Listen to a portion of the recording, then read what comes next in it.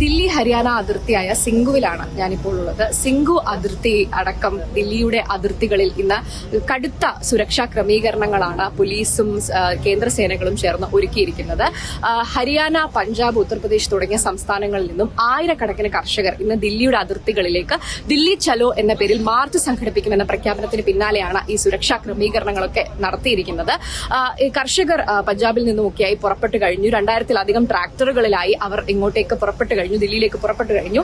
ഈ ഒരു സാഹചര്യത്തിൽ ഏതു വിധേനയും ഈ മാർച്ച് തടയുക, അല്ലെങ്കിൽ അത്തരത്തിൽ ഒരു ക്രമസമാധാന പ്രശ്നത്തിലേക്കൊക്കെ പോകാതെ തന്നെ ഈ മാർച്ച് തടയാനുള്ള ഒരു ശ്രമമാണ് പോലീസ് നടത്തുന്നത്. അതിനുവേണ്ടിയാണ് ബാരിക്കേഡുകൾക്ക് പുറമെ ഇത്തരത്തിൽ കോൺക്രീറ്റ് സ്ലാബുകൾ അടക്കം സ്ഥാപിച്ചുകൊണ്ട് ഈ മാർച്ച് തടയാനുള്ള ഒരു ഒരുക്കങ്ങൾ പോലീസ് നടത്തുന്നത്. ഈ കോൺക്രീറ്റ് സ്ലാബുകൾ സിമന്റ് ഇട്ട് ഉറപ്പിച്ചിരിക്കുകയാണ്. ഇതിനു പുറമെ മുൾവേലികളും അതുകൂടാതെ തന്നെ 11 കമ്പനി പോലീസിനെ വിന്യസിച്ചിട്ടുണ്ട്. സുരക്ഷാ സേനകൾ, മറ്റ് കേന്ദ്ര സേനകൾ, RAF ഉൾപ്പെടെയുള്ള റാപ്പിഡ് ആക്ഷൻ ഫോഴ്സ് ഉൾപ്പെടെയുള്ള സേനകളെ ഒക്കെ വിന്യസിച്ചുകൊണ്ട് ഈ മാർച്ച് ഏത് വിധേനയും തടയുക എന്നുള്ള ഒരു ശ്രമമാണ് പോലീസിന്റെ ഭാഗത്ത് നടത്തുന്നത്. പ്രത്യേകിച്ചും ഈ ദില്ലിയിലേക്ക് പ്രവേശിക്കുന്നതിന് മുൻപ് തന്നെ ശംഭു അടക്കമുള്ള ഹരിയാന, പഞ്ചാബ് അതിർത്തിയായ ശംഭു അടക്കമുള്ള സ്ഥലങ്ങളിൽ വെച്ച് തന്നെ കർഷകരുടെ മാർച്ച് തടഞ്ഞ് അവിടെ വെച്ച് തന്നെ ഇത് മാർച്ച് അവസാനിപ്പിക്കാനുള്ള ഒരു ശ്രമമാണ് നടത്തുന്നത്. എന്തായാലും ഈ ശ്രമങ്ങളൊക്കെ അതിജീവിച്ചുകൊണ്ട് തന്നെ മാർച്ചുമായി മുന്നോട്ട് പോകും.